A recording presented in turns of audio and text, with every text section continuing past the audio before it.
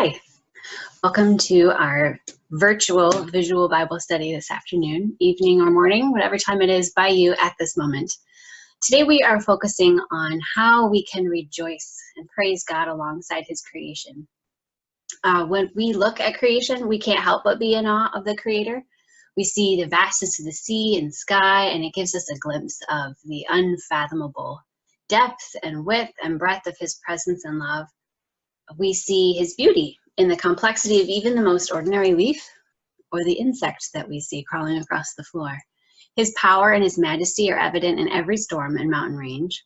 The changing seasons itself reminds us that we can trust in our God who fulfills every promise, even when we begin to despair in the bleakness of winter. Each spring we see things that seemed to be dead and buried, suddenly resurrected and burst into bloom. God's word is full of nature word pictures. He speaks hope and love to His people through these things. So let's start by looking at two different Bible passages. We have Isaiah 55, verses 6 through 13.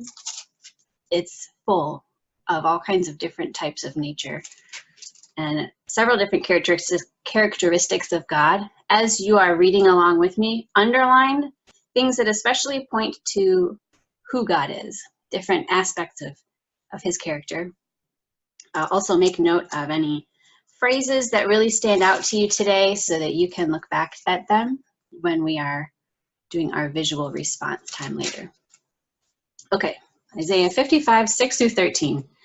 Seek the Lord while He may be found. Call upon Him while He is near.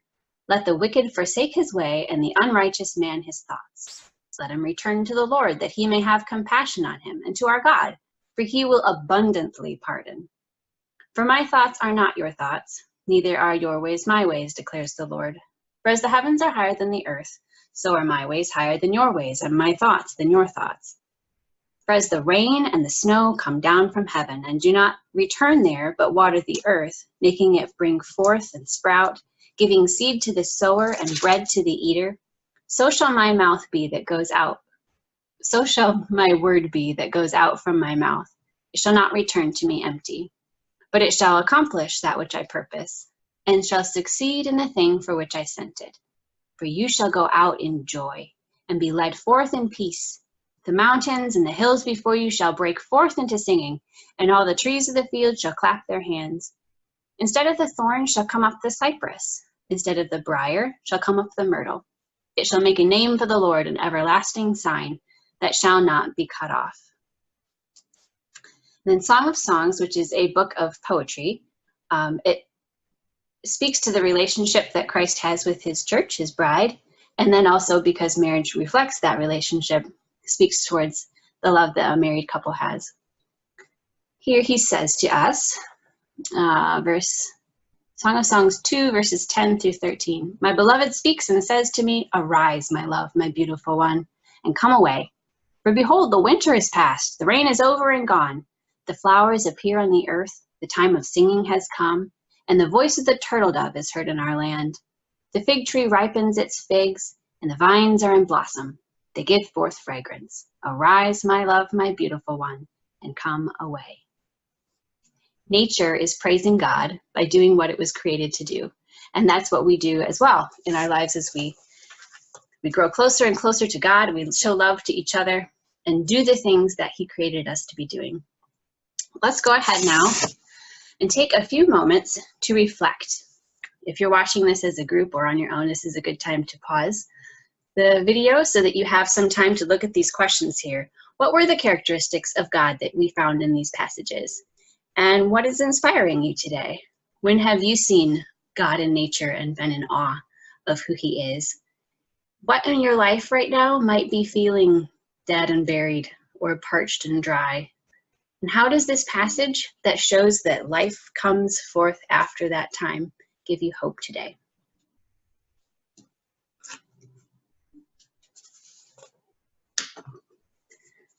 Okay, now that you have reflected on the passage a little bit, have maybe found a phrase or a part of this that you really do want to praise God and to dwell in a little longer, let's talk about how we can respond alongside creation and use nature itself in our praise to Him. Let me open my other PowerPoint slide so I can show you what we're doing. Okay. Bear with me, this is all a little new yet. Okay.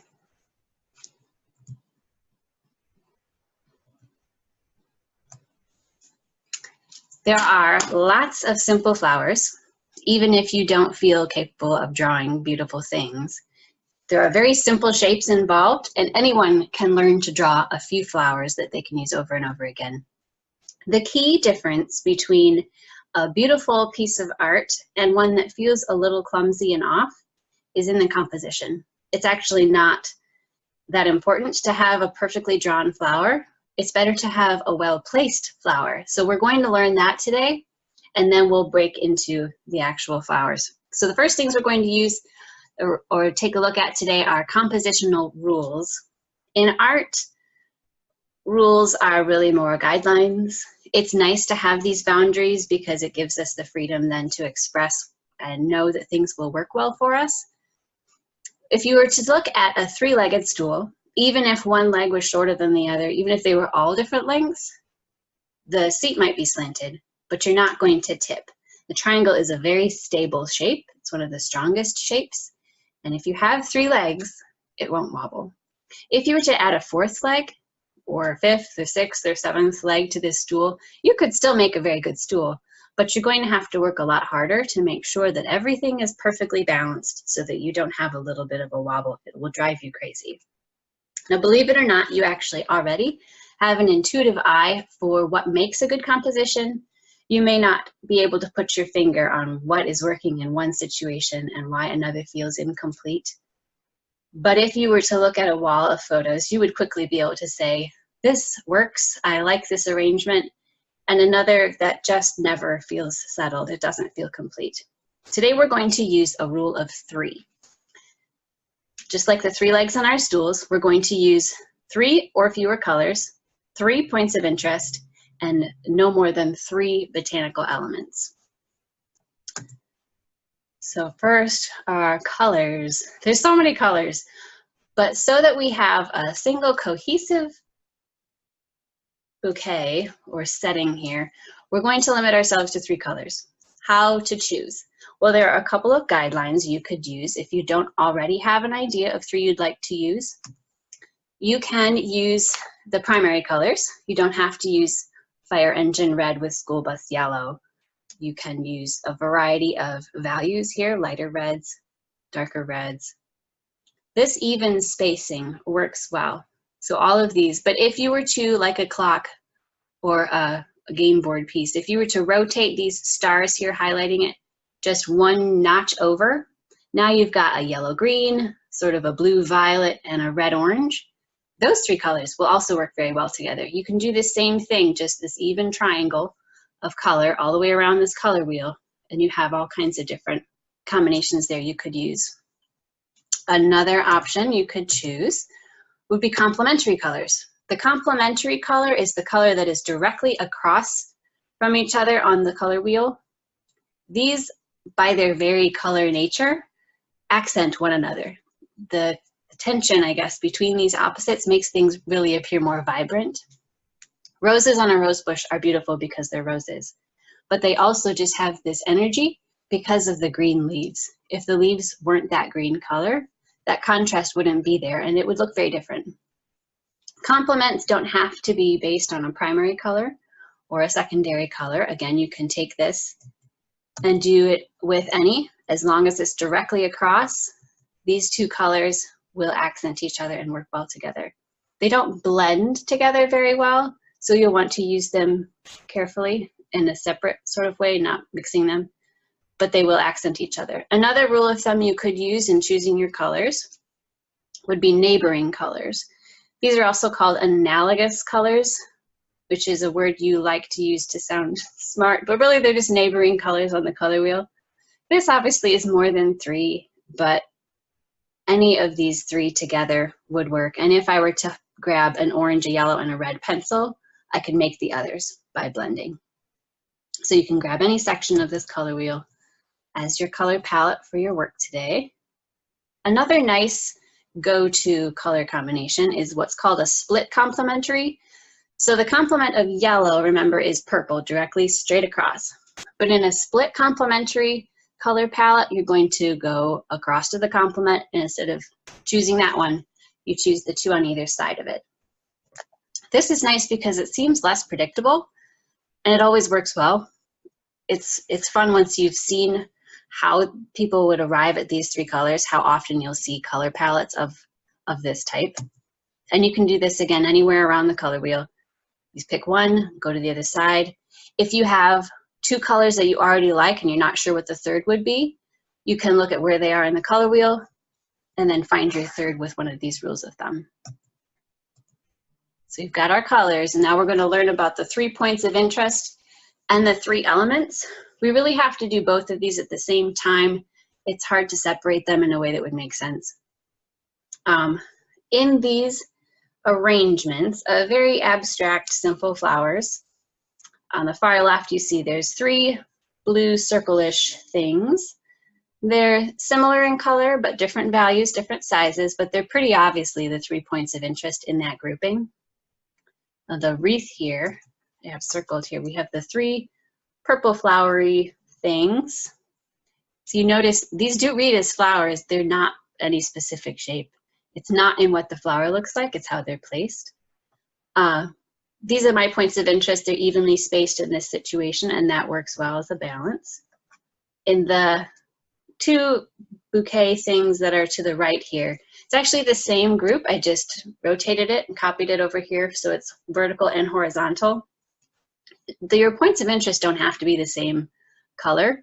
It helps if they are contrasting or a little larger than the rest of it, but they don't all have to be identical. So these are sort of more stacked. They're at a little bit of a diagonal, which always ends up being nice. We have in our 3 elements then, our 3 points of interest counts as our first element.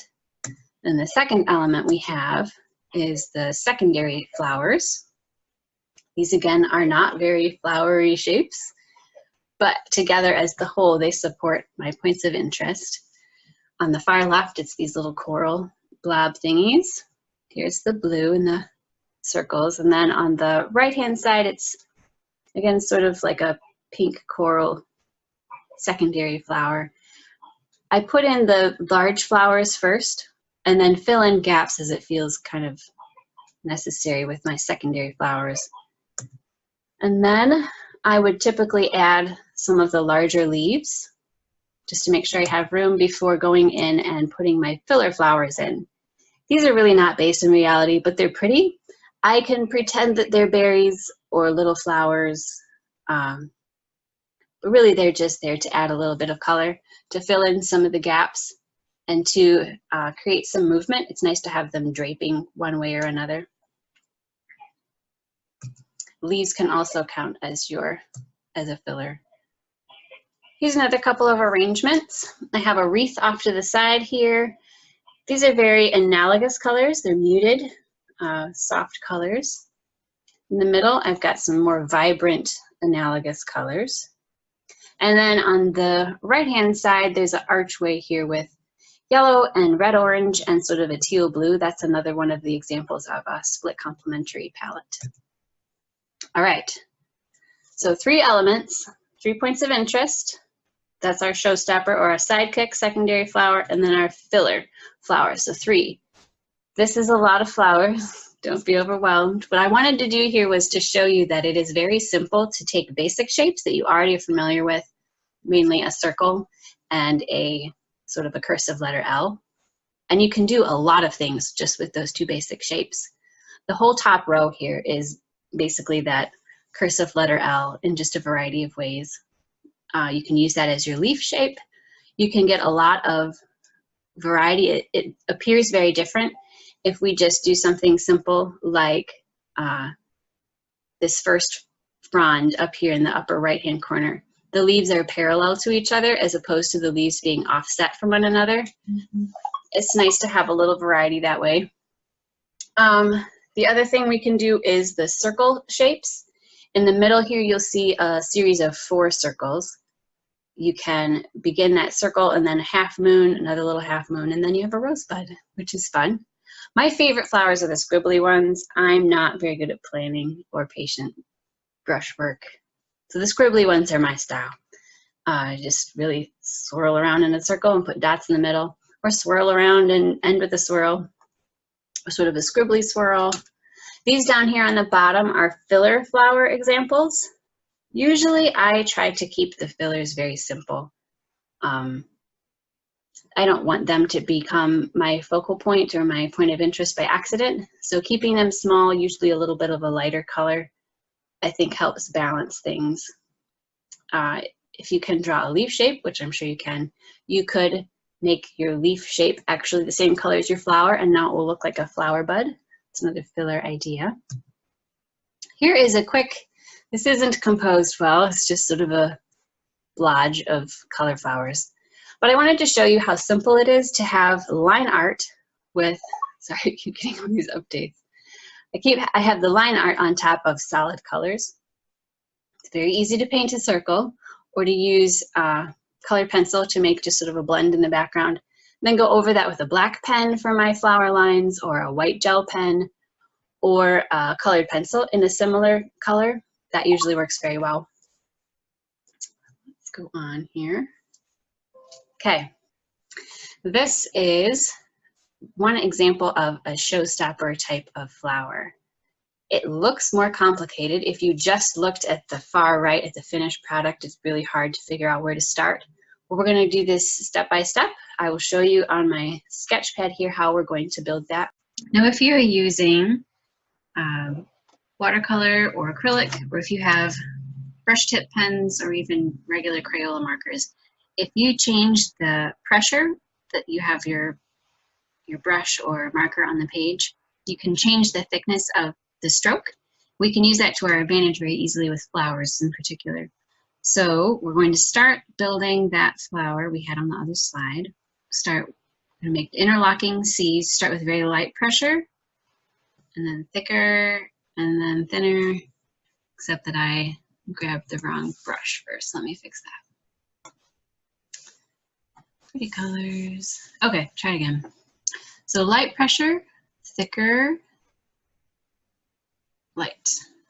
Okay, so only a little bit of pressure, more pressure as I come around, and I'm letting off gradually. There. Okay, so now we're going to use our rule of 3 again because it's easy. We've got, if I divide this into 3, I've got a spot here and a section about there. My next set of petals, I'm going to have overlap beginning here at this third. So just a little bit of pressure, more pressure, and letting up. I'm going to start here, a little bit of pressure, more, and let up. Okay, again, I'm going to kind of eyeball somewhere in the thirds here for the next layer of petals. A little bit more pressure, less. Then over here.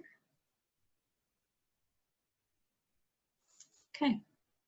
Now at this point, I'm going to make sure I still have a nice overlap, but I'm adding petals more where it seems like they need to be for the shape that I'm hoping to accomplish, not necessarily following any set rule that I don't like.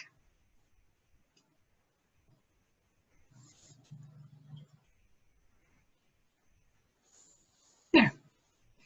Okay, so if I were to do another one, we would start with interlocking C's. The white space kind of defines the petal, but if they blend together, it's not a big deal because we're not painting real things, we're painting pretty things. And pretty things can be a variety of shapes.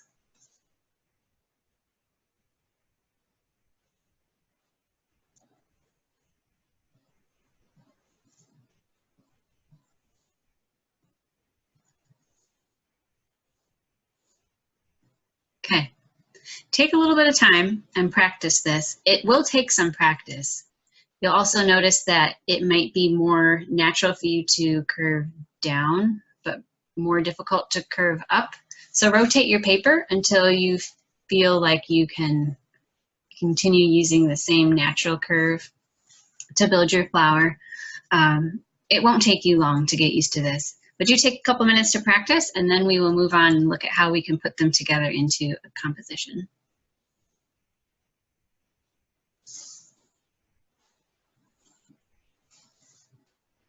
Okay, let's compose. Before we start actually applying color to the page, it's a good idea to start with a sketch. If I have, say, a margin in my Bible, that's sort of this shape, or I might have a wreath, or I might have a little note card that I'm filling. So my 3 points of interest can play anywhere in this space. I'm going to draw a circle here for a point of interest. And I have another point of interest here and one down here. It's best, if possible, to draw it very lightly.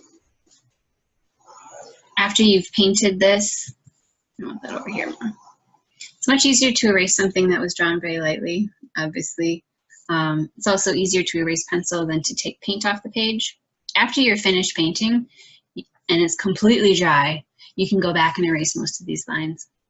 On my wreath, I could have them spaced evenly, but I kind of like how it looks when they're clustered on one side, so I'll have a point of interest here, one here, one here. And in this space, this note card, I'm going to pretend I've got a fold over here. So one here, one here, one here, and then I'll figure my words could be here. I can have a word here in the middle, peace, because that's what I'm always looking for. On this, you could leave a gap for words at the top, or just put your words all the way over all of the margin. Now I'm going to guesstimate my secondary flowers, kind of filling in gaps here. That will look nice, kind of gives us a flow. I might put one there. Here I'm going to need something there, probably there. If you have ever put flowers in a vase or arranged the ornaments on your Christmas tree, you've already done something like this. You're just translating it to painting now. Okay, and then I would add some leaves here if I was going to have some.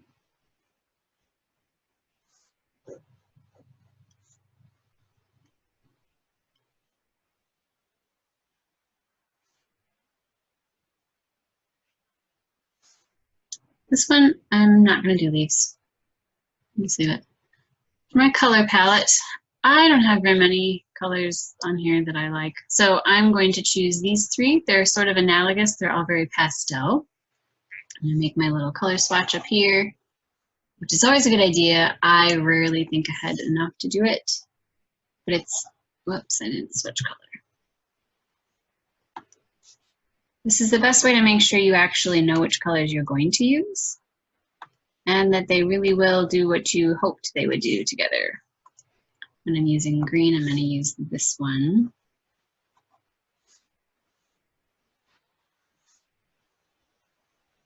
I'm going to do yellow as my primary, I think. You could do the roses you've been practicing, but for these, I'm going to block in a circle, and then I'll come back and add my flower detail after my synthetic paint dries.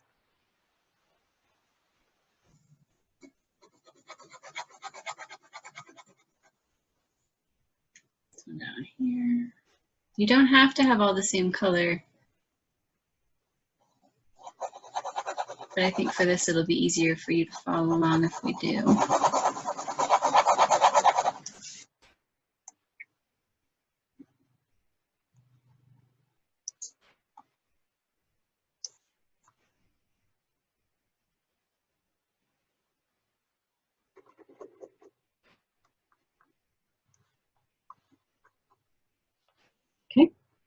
The secondary color, I'm going to use this. I think I'll do little swirlies.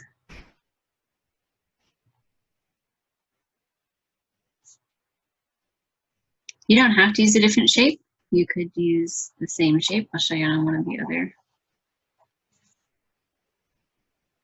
Do rose shapes again over here. On this one, I think I'll do, wow, that's very large.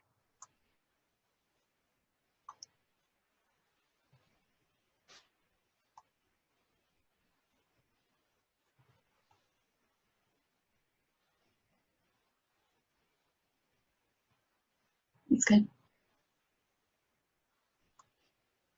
Next color, well, I'm going to do my leaves first to make sure I have those where I want them before I put the fillers in. You can fill in your leaves. You could have them just be outlined. You could leave a white space in the middle for your vein, or you could completely color it in and add the vein with a pen or colored pencil later. They all have different effects. If you want to have a very bold arrangement, a lot of contrast will make it a bit more vibrant for you. If you're hoping for more of a tranquil effect, less contrast is better. So this will look more tranquil. For example, if I go over my flowers with a darker yellow, or my leaves with a darker green. If I go over them with a black pen, that's obviously a lot of contrast when you're comparing it to a pastel yellow. That will have much more energy. Depends what you're going for.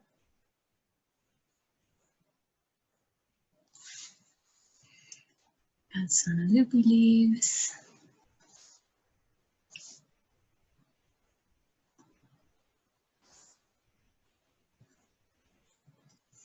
I found the best way to make wreaths is actually to find a circle and trace it several times.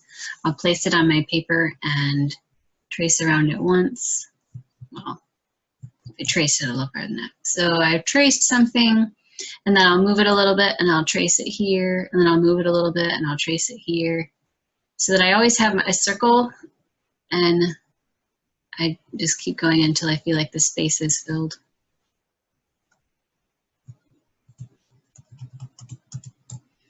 Okay, this one I'm not doing leaves. So now I can do my filler, which is my peach color. You can do a few dots. And be sort of, I don't know. And they're not real flowers. Every time I try to identify them, they don't really look like that.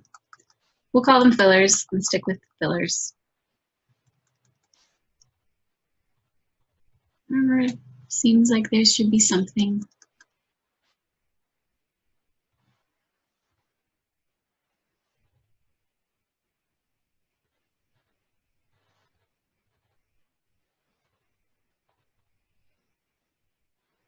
This one, because I didn't add a lot of other leaves, I could go back and add more leaves, but it does have a fair amount of space in between to fill. I might actually go back and add some more secondary flowers, a little smaller. I had a big fat brush before. Made it tricky.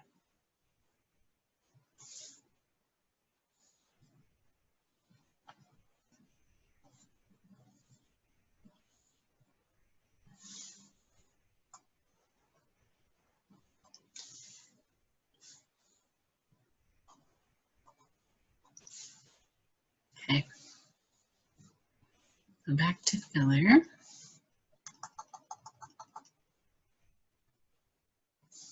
Doesn't have to be a lot of dots. Just do a few here and there for contrast. Again, don't bother necessarily connecting everything. It's just pretty.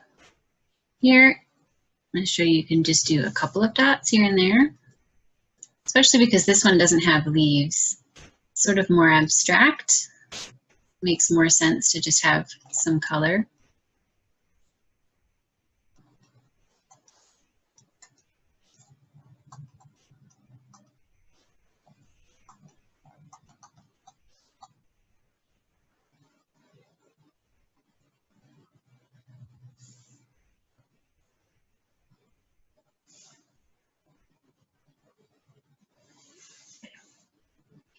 Now we can go over the top with our colored pencil or pen. I'll show you the difference here. If I was going for a more subtle look, I can go with a yellow pencil on top. This is the swirly rose I told you about before. Kind of dot some things in the middle. I can do that with yellow, or I can make my dots with a different color, like orange, which would be a little darker, or black.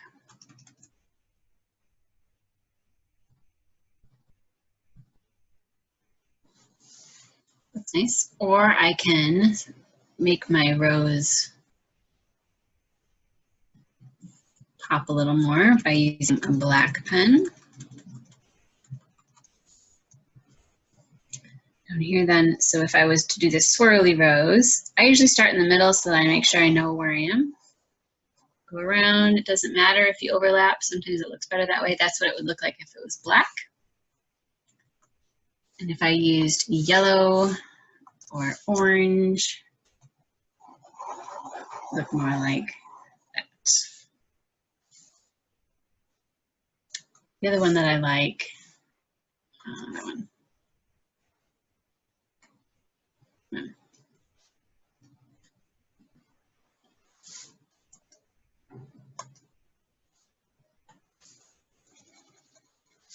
Okay. The other one that I like is this little squiggly one.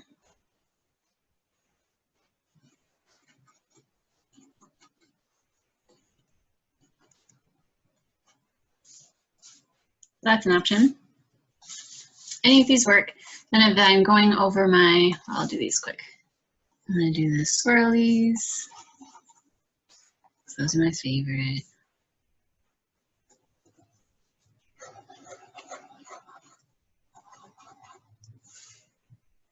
Now I'll go over my secondary flowers. I never try to go exactly over the area that I had colored because I can never get it quite right. If I don't bother to make it look like I'm trying, it looks like I meant it to look this way, which I did. It's looser. It feels like it's more organic and less carefully planned. But everybody's got their own style. After you're practicing for a little bit, you'll find what you like best.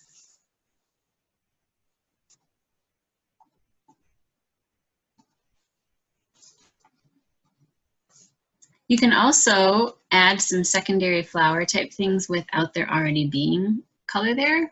Sometimes just the outline is nice.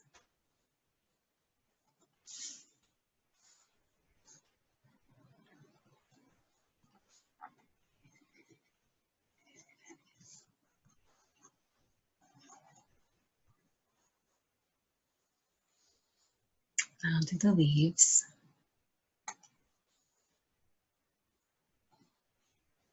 Got a little wild and crazy. You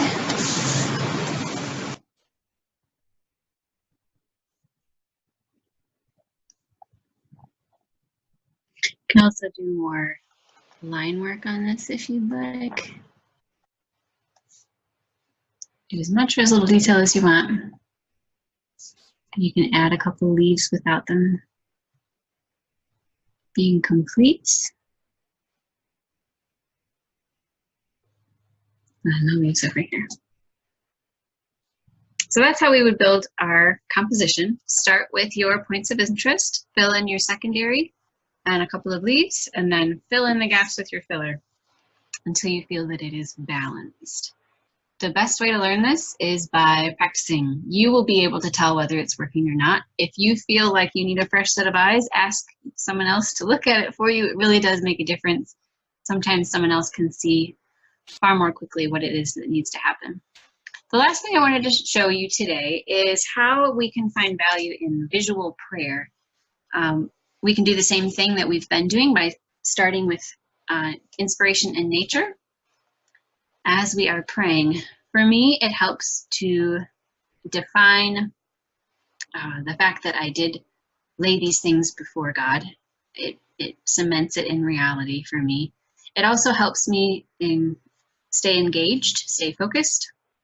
And I find that if I am trying to complete a flower, I'm far more likely to continue to think of things that I can bring to the Lord in prayer, things to be thankful for, until I feel my art is done, instead of till I feel like I need to move on to do the dishes or something. So what I might suggest for you today would be to start in the middle of the available space on this first page of your handout. You'll see the bottom section, respond. There's a little bit of space at the bottom there. If you have scrap paper, you'll have more room for your prayer. So I would start in the middle with a circle. I'm going to write a name of God. Sometimes it's nice for me to focus on a certain characteristic of God, such as God of beauty or God of new life, so that then when I'm thinking about all of the people or the things going on in my life, I think about them through the lens that is the God of beauty. How do I find the beauty in what I did this morning or what I have yet to do this week? So you start in the middle, and as you're praying, you could be saying, "Dear Heavenly Father, God of beauty, thank you for the opportunity to share this time together." And you can write down all of those things as you're praying, taking the time to actually write these things out helps slow your heart and mind. Thank God for my children. I can thank God for the sunshine outside. Thank Him for the fact that my toddler is napping. I can thank Him for color and the daffodils and crocuses that are finally blooming outside.